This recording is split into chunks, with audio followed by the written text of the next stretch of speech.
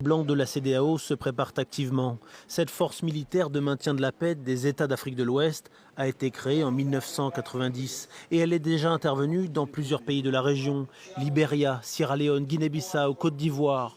Ces casques blancs ont également été déployés au Mali il y a 10 ans pour venir soutenir le gouvernement contre les rebelles. Et plus récemment, en 2017, une opération de la CEDEAO dirigée par le Sénégal a été envoyée en Gambie où le président sortant refusait de reconnaître sa défaite. Après les coups d'État des dernières années au Mali et au Burkina Faso, la CEDEAO semble aujourd'hui bien décidée à ne pas laisser passer un énième coup de force dans sa zone.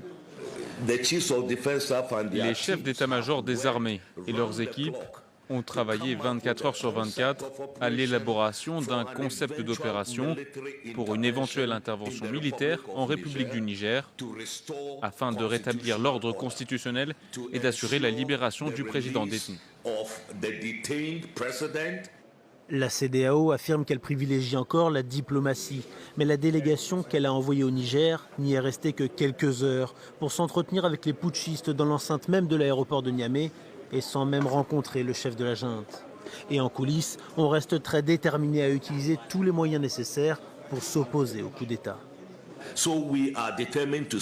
Nous sommes déterminés à y mettre fin, mais la CEDEAO ne va pas dire aux putschistes quand et où nous allons frapper. C'est une décision opérationnelle qui sera prise par les chefs d'État.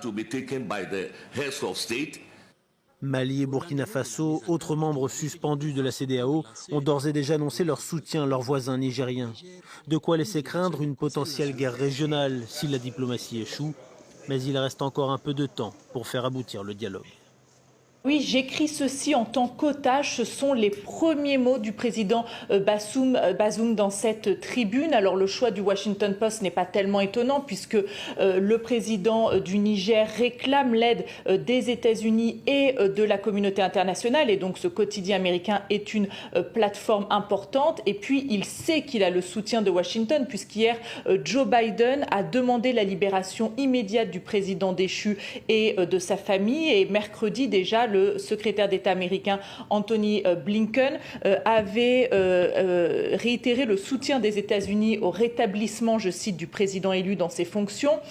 Donc le président du Niger s'adresse d'ailleurs clairement à Washington dans cette tribune. Il sait que Washington est inquiet face à l'influence russe grandissante dans la région et il écrit notamment avec le feu vert des instigateurs du putsch et de leurs alliés régionaux, l'ensemble de la région centrale du Sahel pourrait passer sous influence russe via le groupe Wagner. Les États-Unis ont quelques 1000 soldats déployés dans la région. Et dans cette tribune, Mohamed Bazoum remet aussi clairement en cause les arguments de la junte, alors qu'elle dénonce notamment la dégradation continue de la situation sécuritaire. Le président renversé affirme que le pays n'a jamais été aussi sûr en 15 ans. Il écrit notamment: dans le sud où nous faisons face au groupe terroriste Boko Haram, il n'y a eu presque aucune attaque en 2 ans et des réfugiés retournent dans leur village. Et dans le nord et l'ouest du pays, nous n'avons là encore subi aucune attaque majeure depuis que j'ai été élu en